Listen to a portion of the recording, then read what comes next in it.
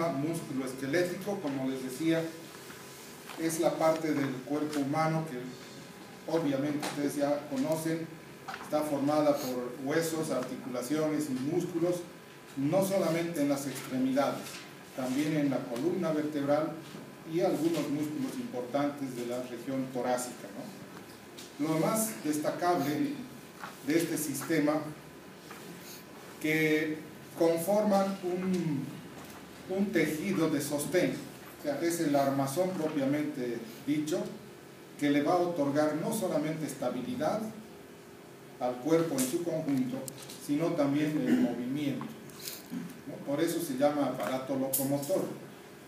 Está formado por 206 huesos. Si ustedes se fijan en esta pequeña imagen, pues cada uno de los segmentos tiene el nombre del hueso correspondiente, como que ven acá ustedes el fémur, el ilíaco, tibia, fíbula o peroné, los huesos del tarso, radio cúbito, el húmero, etcétera, etcétera, etcétera. Entonces, 206 huesos. En algunas personas pueden haber menos y en otras pueden haber más, ¿sí? Se llaman huesos supernumerarios, aquellos que pueden estar presentes de forma atípica, si vale el término. Entonces, los huesos tienen muchas funciones, muchísimas. La más importante es que sirve de inserción a determinados grupos musculares, pero también el hueso se constituye, el esqueleto en sí, en un depósito muy rico de minerales, particularmente el calcio. Brinda protección a estructuras como el cerebro, el corazón, pulmones, arterias, nervios importantes. Tal es el caso del nervio ciático, por ejemplo, que pasa muy próximo al fémur, está muy protegido por el fémur. En los accidentes es muy rara vez que se lesione un nervio ciático o una arteria femoral, gracias a esa protección que le da el hueso. Entonces, estas son las 5 funciones básicas de lo que es el esqueleto propiamente dicho, el hueso. Sostén, es el armazón, es el que da estabilidad, es el que le da la forma a la estructura humana y también en los animales de otras especies. Protección a órganos vitales, órganos importantes, básculos nerviosos particularmente, vísceras abdominales y torácicas. Le otorga el movimiento gracias a la comunión que existe entre las funciones nerviosa y músculo-esquelética, ¿no? Cuando falla el sistema nervioso, el movimiento también va a fallar. Es lo que conocemos como movimiento involuntario, como parálisis, paresia, etcétera, etcétera. Participa en la homeostasis, el metabolismo de diferentes minerales. Ya les dije hace un momento, el calcio básicamente, pero están el carbono, el flúor, está el magnesio, etcétera, etcétera. Y producen células sanguíneas. Es una fábrica de sangre, la estructura ósea, como vamos a ir viendo más adelante. Vistos tanto como unidad o conjunto, las funciones básicas a las que he hecho referencia se pueden describir de esta manera, un poco repitiendo prácticamente. Dan estructura y forma al cuerpo, son el soporte principal, es la función más importante. Entonces, cuando hay huesos dañados, desde luego que se va a alterar la estructura, la forma. La función locomotora, resultado de la interacción de músculos, articulaciones con el sistema nervioso. La función hematopoyética, producción de componentes, serie roja y serie blanca, obviamente. ¿Dónde se produce? En la médula ósea, pues. Esa es la principal función de la médula ósea, producir sangre. Y la función metabólica, ¿sí?, que se constituye en el mayor depósito de calcio, que como ustedes saben, el calcio se requiere. Háganme esta luz, por favor, hace más calor. El calcio es muy necesario para la contracción muscular y otros procesos metabólicos, ¿no? Y no solamente calcio. Protección ya dijimos, y reserva energética. La médula ósea amarilla, ¿sí?, es el tejido adiposo que se encuentra en el interior de la estructura ósea misma, sobre todo en los huesos largos. Es una reserva energética muy importante. Ahí tenemos una imagen de lo que es un hueso largo, particularmente el hueso largo. Este es un corte microscópico, ¿no?, un dibujo prácticamente, donde encontramos el uno, que es el hueso cortical. Es la parte más compacta del hueso, ¿sí? Rodea al tejido trabecular que se encuentra en el interior del hueso, constituye aproximadamente el 80% del esqueleto. Es la parte más dura del esqueleto, ¿no?, el hueso cortical compacto. El trabecular, como verán ustedes, es más poroso. Está conformado por trabéculas menos densas que en el hueso cortical. Hay espacios importantes entre trabécula y trabécula, y a medida que avanza la edad, estos espacios se hacen cada vez más amplios. De ahí viene el término de osteoporosis, justamente. En el esqueleto del adulto mayor, las trabéculas son más delgadas y los espacios son más amplios. ¿Qué también tenemos de importante aquí? Esta estructura redonda, ¿sí?, que está conformada por osteocitos. Cada uno de estos puntitos son osteocitos, y al medio un canal que se conoce como el canal de Havers, y a todo este conjunto se los denomina el sistema haveriano, ¿sí? Entonces, por este canal circula sangre arterial y sangre venosa, circula linfa y también algunos nervios. La inervación dentro del hueso también está presente. Tejido colágeno. Gran parte del hueso tiene tejido colágeno, ¿sí? Colágeno, proteína. ¿Cómo se llama la proteína del hueso? ¿Quién sabe? La proteína más importante del hueso. No, no es proteína la hidroxiapatita. Osteína se llama. Osteína se llama. Los canales de Volkmann se comunican transversalmente a los canales de Havers, ¿no? Los Havers son aquellos que transcurren longitudinalmente al hueso, y los de Volkmann transversalmente. A través de estos conductos de Volkmann es que ingresa la sangre desde los tejidos periféricos, desde los músculos, a través del periósteo, etcétera, etcétera. Y el periósteo no es otra cosa que la membrana, una membrana muy fina que recubre al hueso. A medida que avanza la edad también, la membrana se va haciendo más delgadita, más fina. En el niño es una membrana muy gruesa que puede llegar a medir varios milímetros de espesor, y en un ancianito pues ya prácticamente no existe periósteo. Periósteo interviene en gran medida en la función del desarrollo óseo, productor de células es el periósteo, pero también tiene una función inmunológica, ¿no?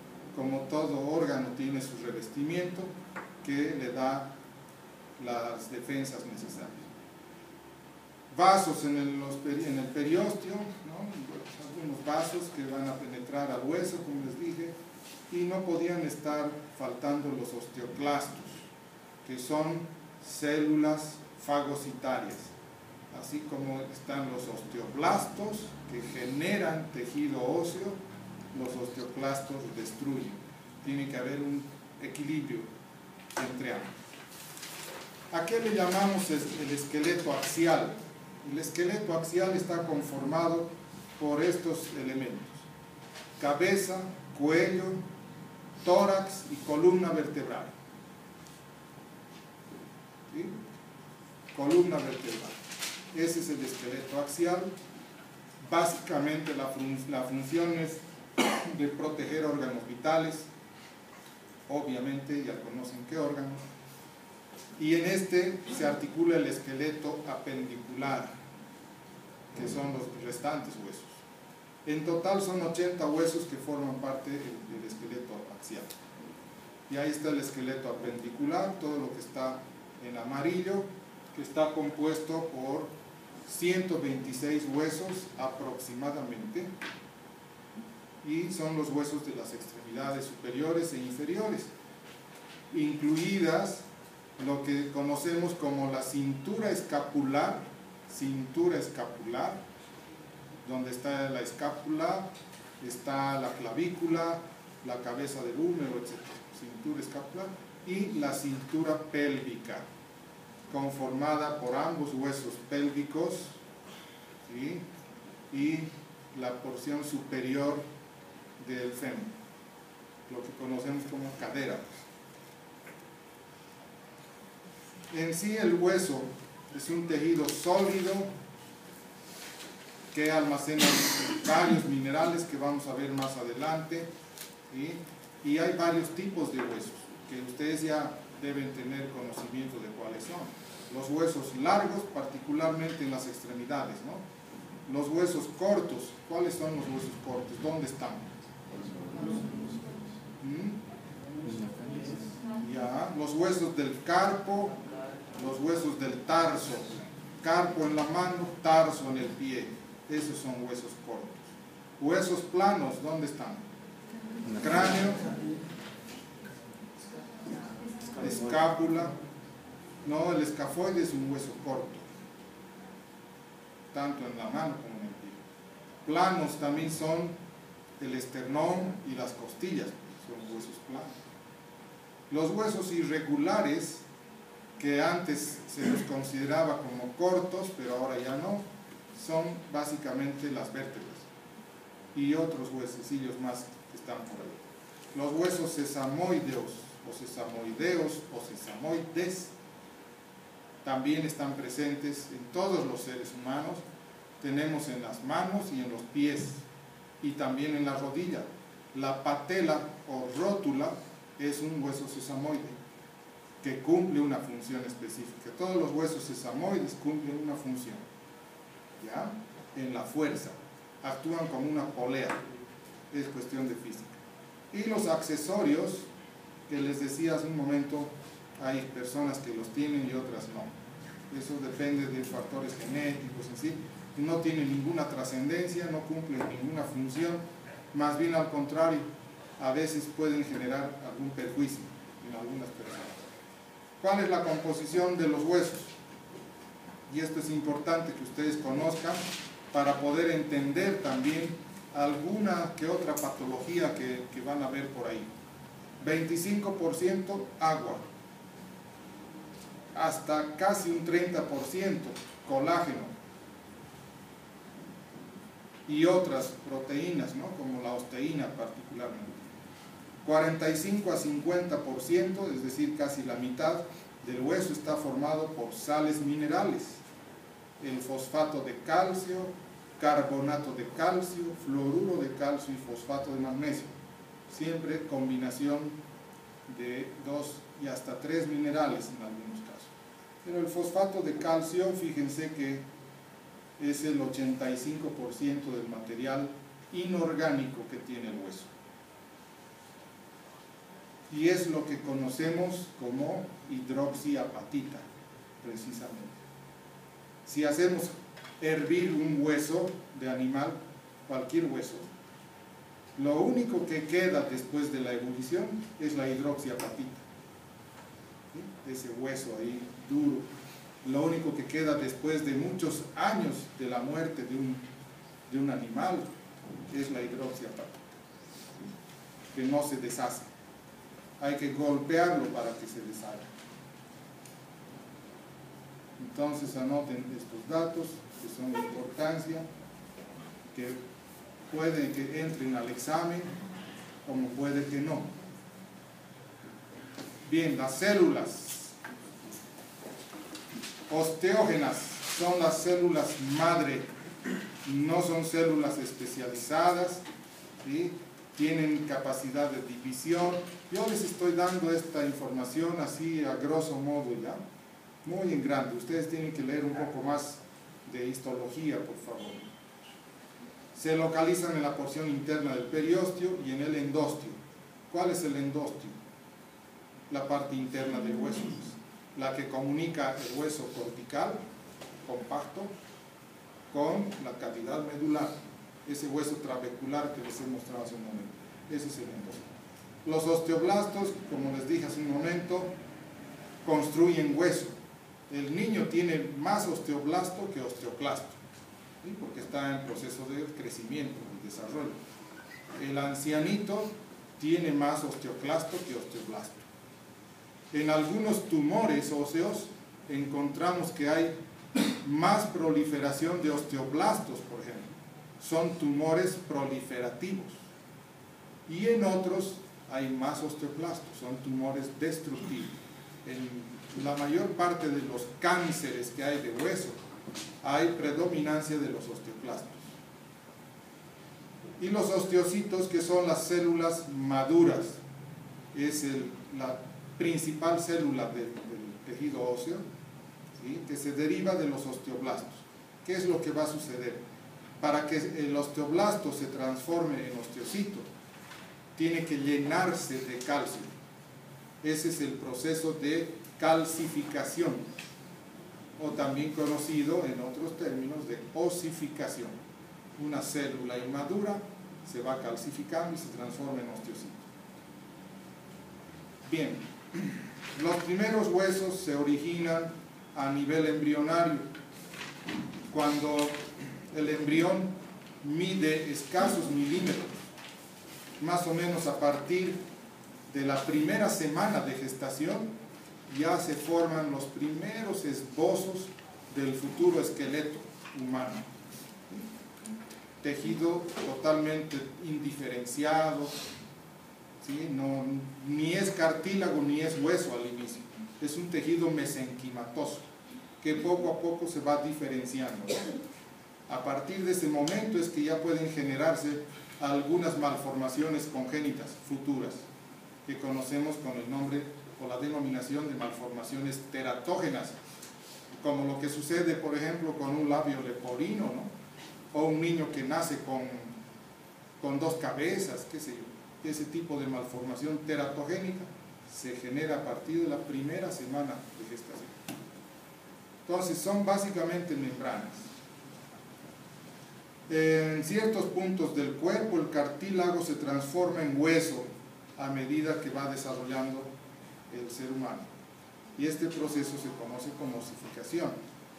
Y ahí está lo que les decía hace un momento, es la incorporación de sales minerales, particularmente el calcio, que es el más importante, en el cartílago. Estoy en clase.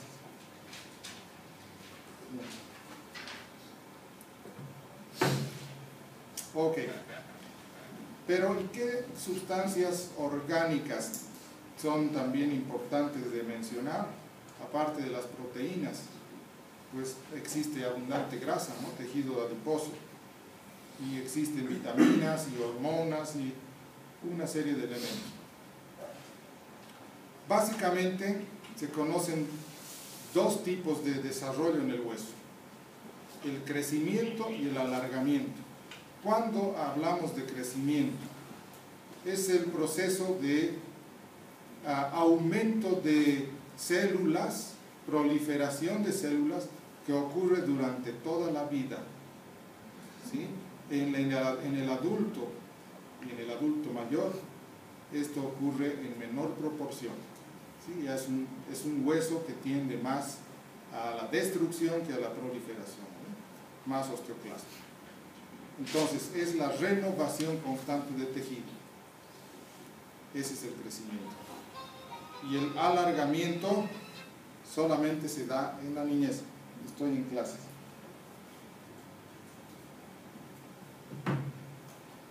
Entonces el alargamiento es el proceso de el aumento de volumen tanto en longitud como en espesor, sobre todo en los huesos largos, que se va a dar particularmente en el esqueleto inmaduro, pues, es decir, en el niño, desde antes del nacimiento, el niño y el adolescente.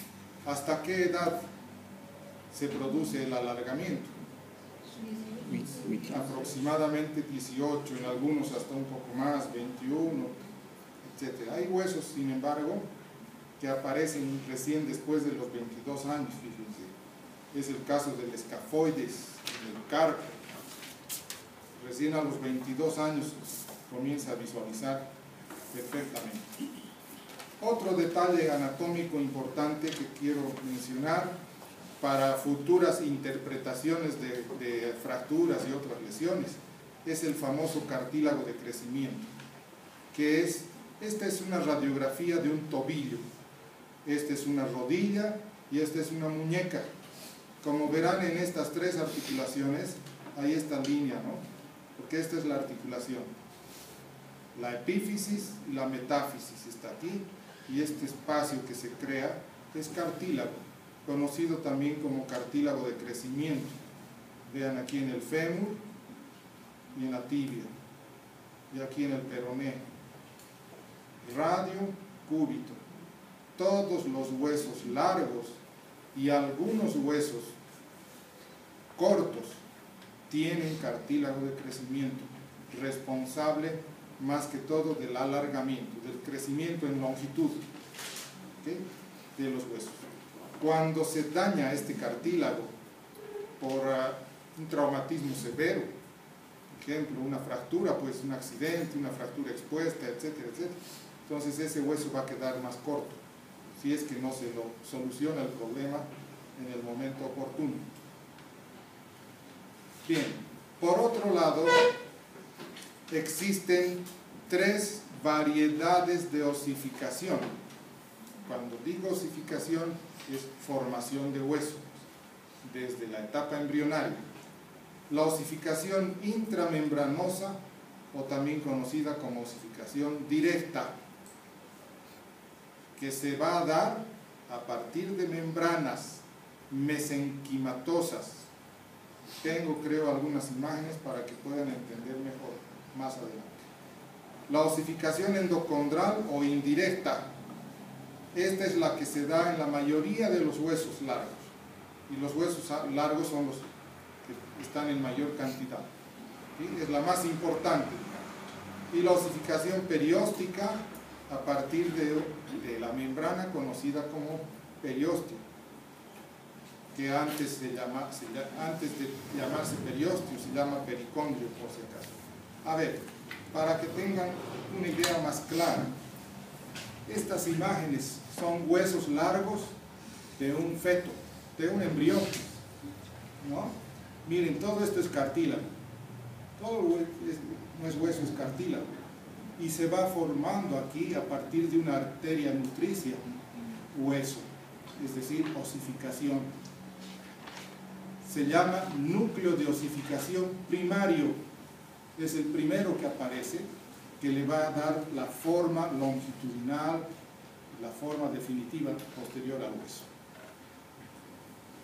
Y aquí se observa cómo ya está toda la diáfisis, ya está osificada, con una estructura vascular ya importante, bien desarrollada, y el extremo, conocido como epífisis, también cartilaginoso, se va osificando.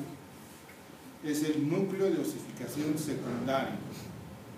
Va osificando de adentro hacia afuera.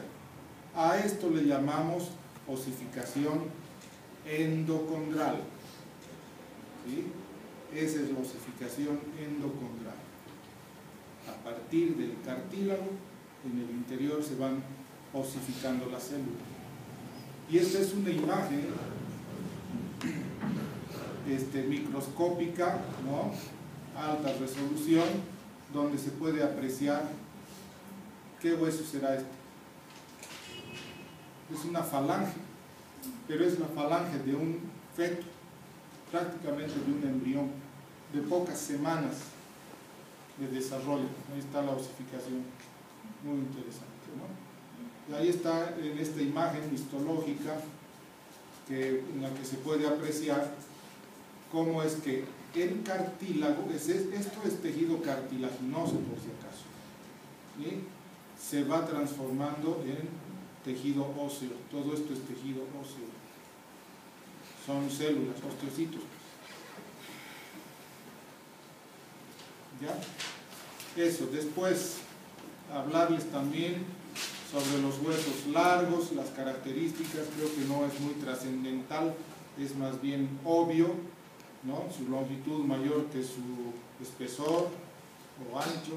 Son huesos tubulares, ¿sí? Si hacemos un corte transversal, pues es hueco adentro de la médula ósea, a excepción de los extremos donde no hay médula ósea, es hueso esponjoso, más bien o trabecular.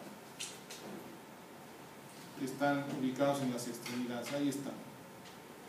La diáfisis, la parte larga del hueso, las epífisis en los extremos, metáfisis es en el intermedio entre diáfisis y epífisis, el cartílago articular en los extremos, el periósteo, que es la membrana que recubre al hueso, la membrana muy delgada, la cavidad medular que termina en la metáfisis.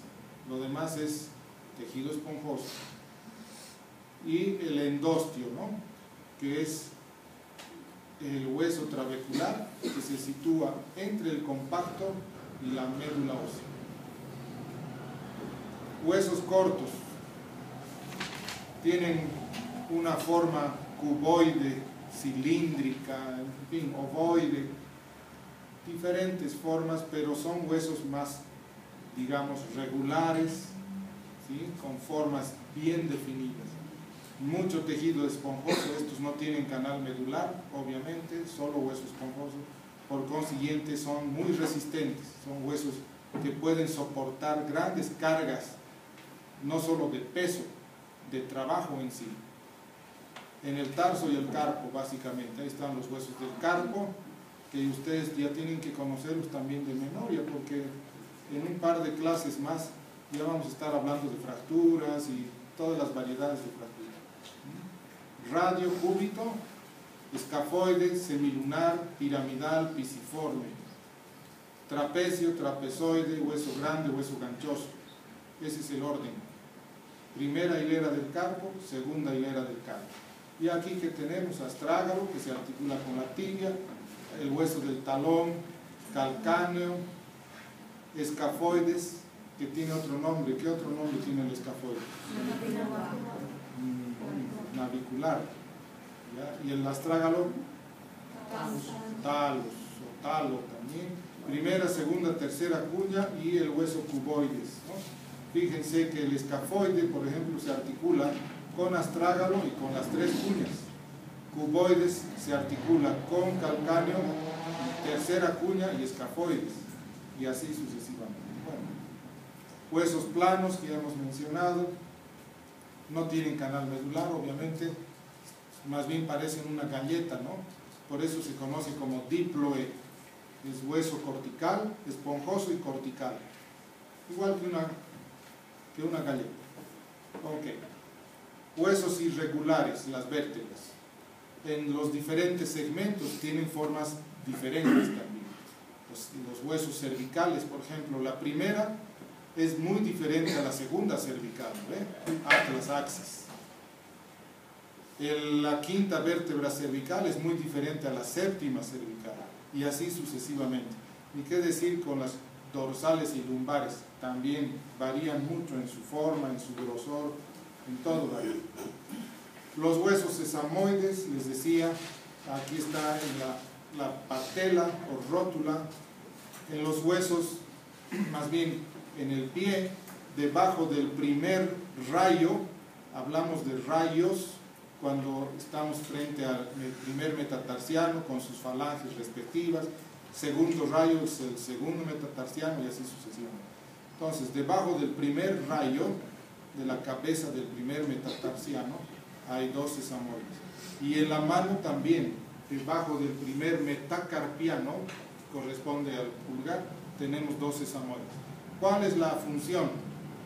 Brindar protección a ciertos tendones, pero también tienen la función de aumentar la fuerza. Por eso es que hay en el pulgar da más fuerza para agarrar objetos en la prehensión, ¿no? Que es la función más importante de la mano. ¿Qué más? Los huesos accesorios. Hay varios huesitos accesorios, como en el tobillo, que es este huesecillo, por ejemplo. Una persona que no tiene conocimiento dice, se ha fracturado, tiene un fragmento ahí que está suelto y hay que operar. Yo muchas veces he escuchado decir eso. No sé si por ignorancia o con fines de lucro, ¿no ve? Para lucrar, y quieren sacar ahí el huesito como si fuera un fragmento suelto. Trígono se llama aquí, hueso trígono. Y así en la mano tenemos, en el codo y en muchos otros segmentos. Algunas marcas óseas o referencias óseas importantes en el momento de clasificar también algunas fracturas y tal. El capitellum, por ejemplo, capitellum o capitellum, igual, es un huesecillo que está aquí. Es la continuación. A ver, primero, ¿qué es esto? ¿Qué segmento es? Codo, ¿no ve? Radio, cabeza del radio, cúbito y el húmero.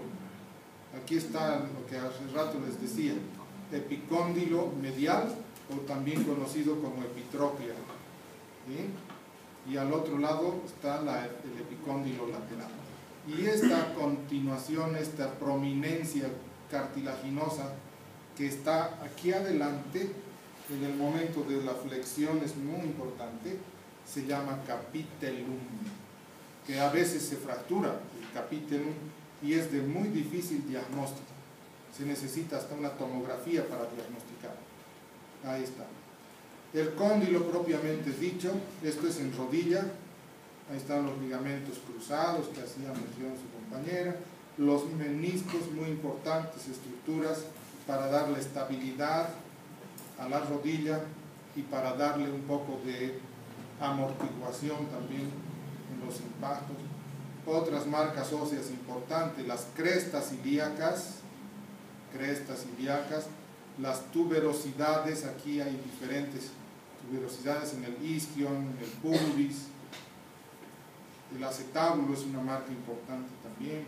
El epicóndilo otra vez. Incluso hay una patología, pues, que se conoce como epicondilitis o codo de tenista, ¿no?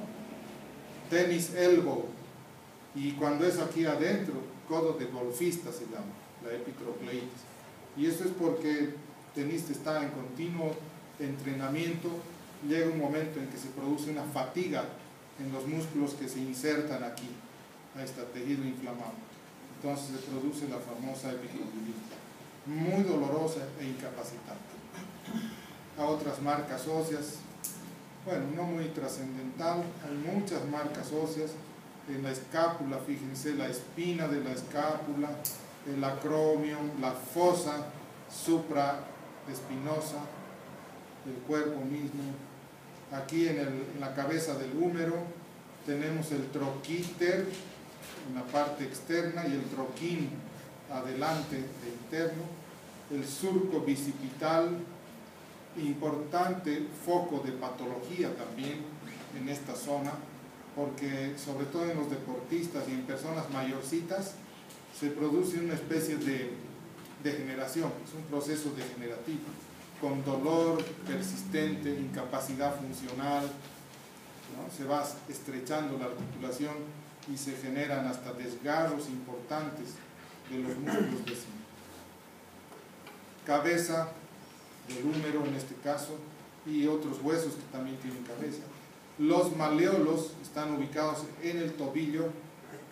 Este es un tobillo, pero visto más o menos desde la porción inferior, ¿no? De abajo hacia arriba. Maleolo interno o maleolo tibial, y el maleolo externo, maleolo peroneo, ¿sí? Entre estos dos huesos forman una articulación en silla de montar. Se llama también la mortaja tibio-peronea astragalina. Ahí entra el astrágalo milimétricamente y se produce este movimiento. Cuando por alguna razón se produce daño y se abre la articulación, se genera un movimiento anormal con la consiguiente artrosis, dolor permanente. Todo eso vamos a ver más adelante.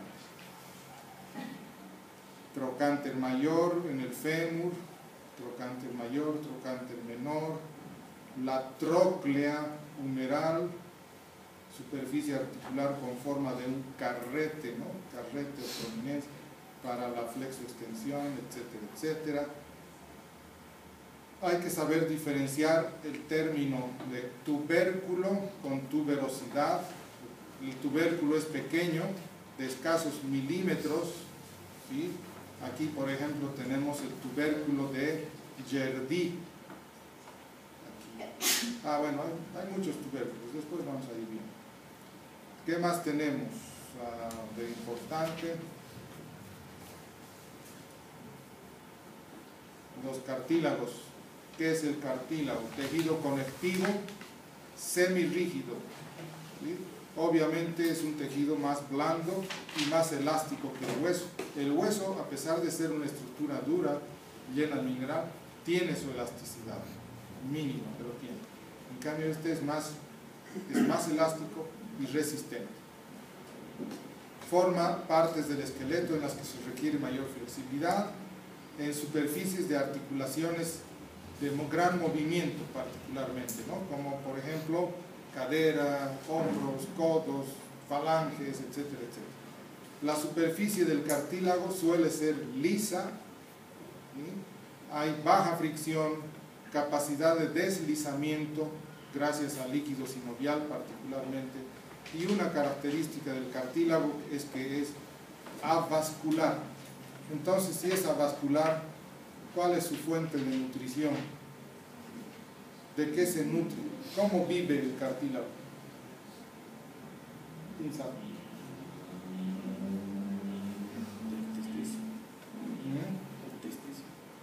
Intersticio.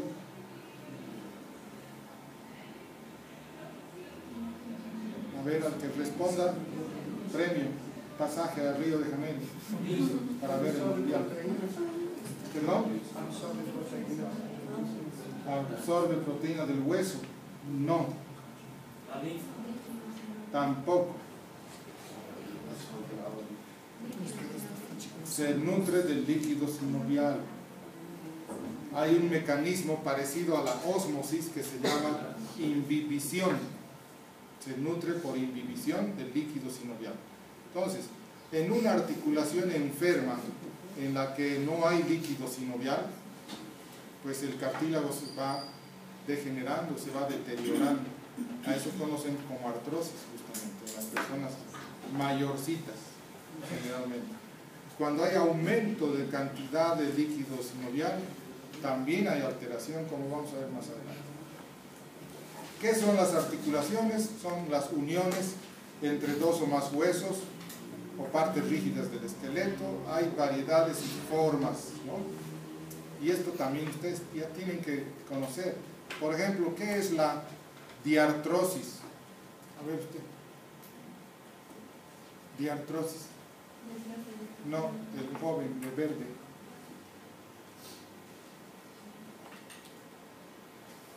O diartrodia. ¿Qué es la anfiartrosis? Sincondrosis. No. ¿Quién sabe? Son tipos de articulaciones, pues, por si acaso. Tienen que leer, muchachos. Están en la luna de Valencia. Todavía están pensando en el carnaval que ya ha pasado. Bien, entonces, hay articulaciones que no tienen movimiento, por si acaso. Esta es una de las clasificaciones, pero tienen que leer las otras que acabo de mencionar también. Articulaciones sinoviales son las grandes articulaciones, con amplio movimiento. Tienen una cápsula articular bien organizada.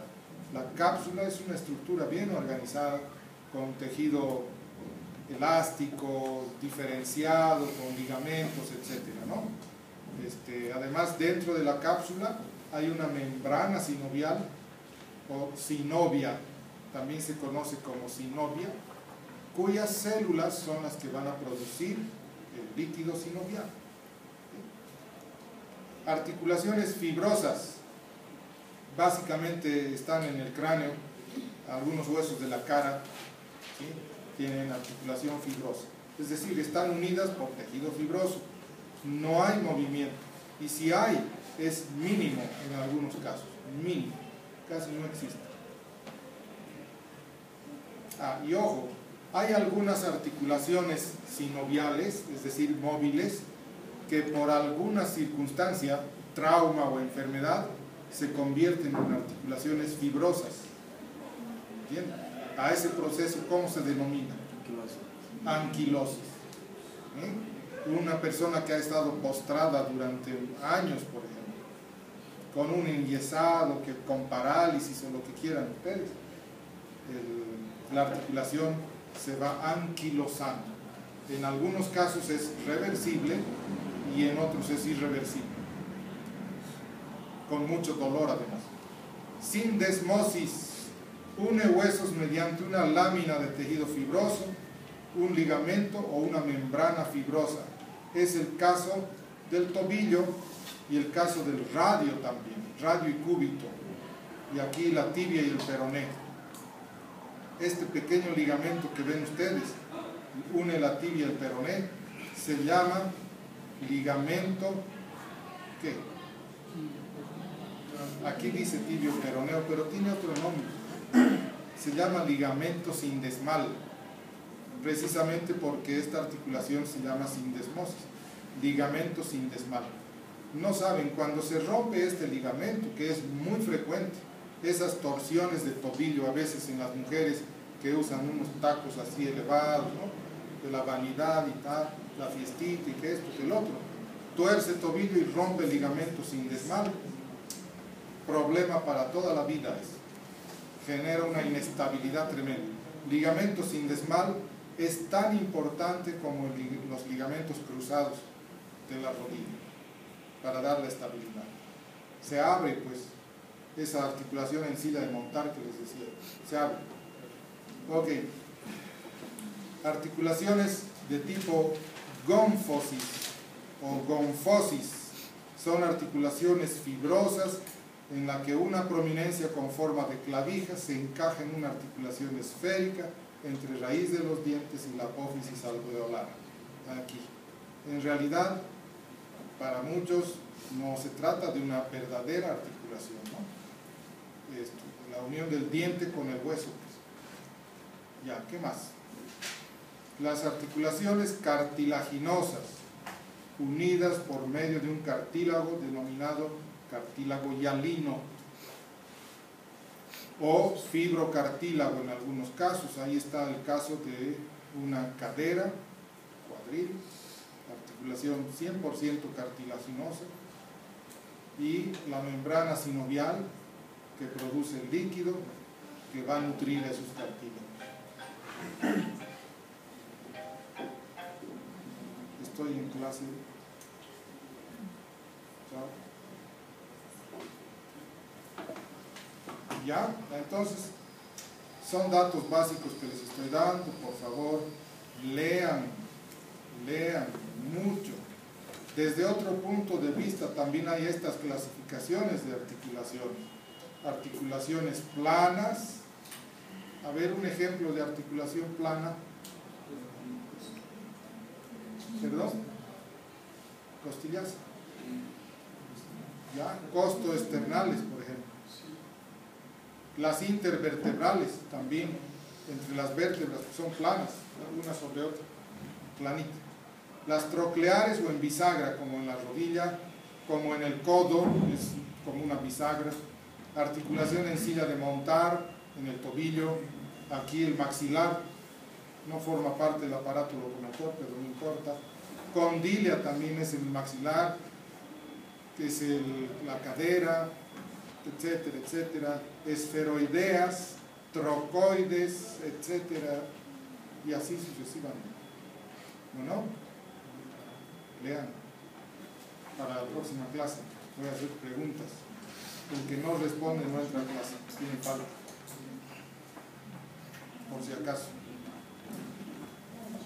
Están algunos ejemplos de las trocleares, por ejemplo, como es en la rodilla, pues esta es una articulación troclear, también condyle, tiene cóndilos.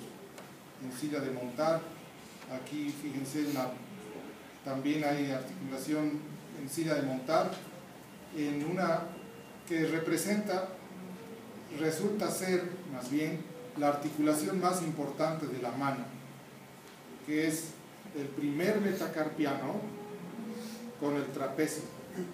Miren el movimiento que se genera ahí, qué importante es. Gracias a este movimiento es que nosotros tenemos la capacidad de agarrar los objetos. Si por alguna razón esa articulación está dañada, por artrosis, artritis, los reumáticos tienen daño severo ahí, entonces la presión disminuye, la fuerza, además es dolorosa la presión. No consiguen agarrar ni un lápiz con fuerza. Grave. Entonces es una importante articulación esa también. Condilias, que ya les he mencionado, esteroideas, ahí está la situación que se da en el húmero con la escápula. Tiene muy poca cobertura. Gran parte de la cabeza está expuesta, está afuera, ¿no? Es casi plana la articulación. Trocoides, como entre el atlas y el axis, fíjense, una articulación trocoide. El único movimiento que tiene es de rotación. Bien, seguimos. Membrana sinovial. Membrana delgada, transparente, reviste el interior de la articulación, también conocida como sinovio o sinovia. ¿Sí? Muy rica en vasos sanguíneos, y su papel primordial es producir y renovar el líquido sinovial. ¿Qué se llaman las células de la membrana sinovial? Sinoviocitos se llaman, ¿ya? ¿Y por qué está compuesto el líquido sinovial? ¿Qué tiene? ¿Alguna vez han visto líquido sinovial? ¿Alguna vez han palpado líquido sinovial? No. El líquido sinovial es denso, es espeso y es viscoso. Cuando hacen así, queda un filamento, no se desprende. Es como el moco, pues es mucoso, ¿ah? Viscoso. ¿Y por qué es así? Porque tiene colágeno, pero tiene una sustancia que se llama ácido hialurónico. Ácido hialurónico. Ese es el que le da la viscosidad. Gracias a esa viscosidad es que se produce el desplazamiento suave, nada traumático en las articulaciones. Además tiene otros elementos, pues muchos elementos que le van a dar las características. Además, para nutrir al cartílago. Entonces, tiene un aspecto viscoso, transparente, igual que la clara de huevo. Se forma por diálisis del plasma, por si acaso. Es un dializado del plasma líquido sinovial. Contiene además mucina, que es una glucoproteína, y el ácido hialurónico que les acabo de mencionar. Funciones del líquido: lubricar las superficies articulares, reduciendo el trauma por roce. ¿Sí? Reduce el trauma. Nutre al cartílago, actúa a modo de refrigerante en la articulación, distribuyendo el calor generado por el roce. Eso es también muy importante. Y distribuye mejor la carga. En las articulaciones donde hay mucho impacto, como en las rodillas, las caderas, el tobillo y columna, distribuye la carga. Es decir, en forma centrífuga se distribuye para evitar el daño, ¿no?, de la sobrecarga. En condiciones patológicas, el aumento en la cantidad de líquido se llama derrame, por si acaso. Hay mucha gente que dice: doctor, dice que se me ha derramado mi líquido. He venido para que me ponga otro líquido. No es así. Mucha gente piensa que hay que renovar el líquido como si fuera el aceite del carro, más o menos. No es así. El derrame es el aumento. Es un edema intraarticular, en otras palabras. ¿Sí? La cavidad articular se dilata, obviamente los ligamentos, la cápsula, todo lo que está dentro. Y puede haber tres variedades de derrame. Cuando es un proceso inflamatorio puro, se conoce como hidrartrosis, ¿no? Es líquido sinovial. Ejemplo, los reumáticos continuamente están con las articulaciones así llenas. Cuando hay ácido úrico elevado, gota, igual. Metemos una jeringa ahí con una aguja gruesa y sale así a presión a veces. Cuando hagan prácticas en sus hospitales respectivos, seguramente van a tener oportunidad de ver el procedimiento de artrocentesis, ¿no? Que es la evacuación de líquido. Cuando hablamos de una hemorragia dentro de la articulación, hemartrosis. ¿En qué situaciones se da? Traumatismos graves. Traumatismo, pero también por enfermedad. Puede haber hemartrosis como consecuencia de una hemofilia, de un escorbuto, una deficiencia grave, aguda de vitamina C. Puede haber por talasemia. La talasemia es una enfermedad rarísima, es genética, se da más en África, ¿no? En raza negra. Y la otra forma es de la pioartrosis, cuando hay pus, exudado purulento dentro de la articulación. Casi siempre son bacterias y son cocos. La mayor parte son estafilococos, estreptococos, que pueden producirse este tipo de infección por vía hematógena, a partir de un foco infeccioso distante, una neumonía, por ejemplo, pasa al torrente sanguíneo a la articulación. O también como consecuencia de una herida contaminada, ¿no? ¿Qué tal si le entra un clavo a la rodilla, por ejemplo? No se ha hecho una limpieza adecuada, se infecta. Terrible. Esas son urgencias. Son las pocas situaciones de real urgencia, que el paciente tiene que entrar a quirófano, hay que abrir la articulación y evacuar toda esa pus. ¿Okay? Entonces esas son. ¿Y cómo podríamos diferenciar? ¿Quién me puede decir cómo podríamos diferenciar clínicamente una de la otra? ¿El dolor? ¿Perdón? No, clínicamente. Ok, cuando hay infección hay fiebre, es un cuadro agudísimo, fiebre de más de 40 grados, y la mayor parte son niños. ¿Qué más? ¿Qué otros datos? Proceso inflamatorio, dolor. En todos va a haber dolor. El color de la zona. No, el color no va a haber. El dolor es más intenso en la pioartrosis, es intocable, ni la sábana tolera el niño. Segundo lugar de intensidad de dolor es la hemartrosis. Además, en la hemartrosis es más violento el aumento de volumen. Ha habido trauma y en pocos minutos la rodilla, digamos, está así, voluminosa.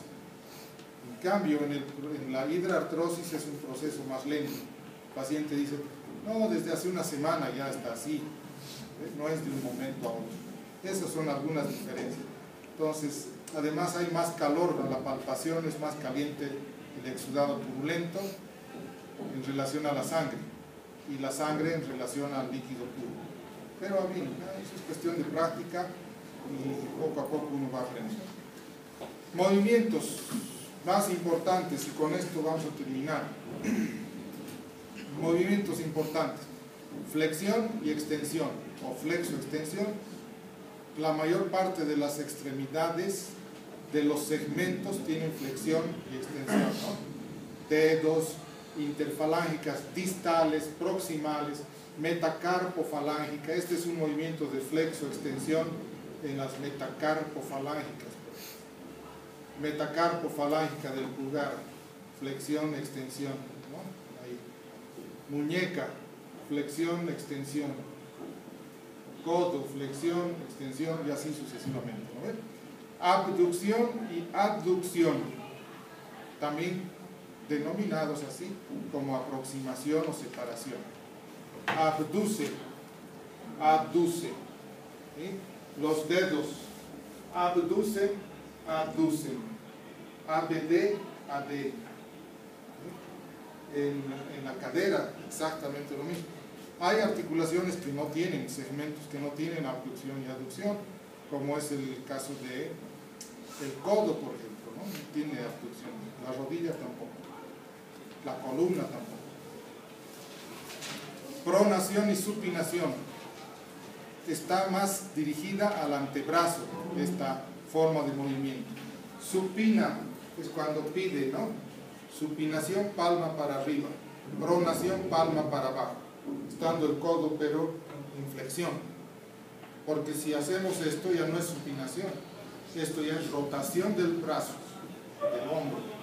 Tiene que ser con el codo en flexión, supinación, pronación. Hay músculos que generan ese movimiento. La rotación es lo que acabo de decir, ¿no? Rotación aquí, en la cabeza del húmero. También hay rotación ¿dónde? Cuello, ¿dónde más? Cadera. La articulación coxofemoral tiene rotación interna y externa, y así sucesivamente. Circunducción es una combinación de varios movimientos. Por ejemplo, circunducción del hombro es esto. Cuando yo hago esto es circunducción, ¿no? Ok. ¿Quieren quedar aquí o seguir?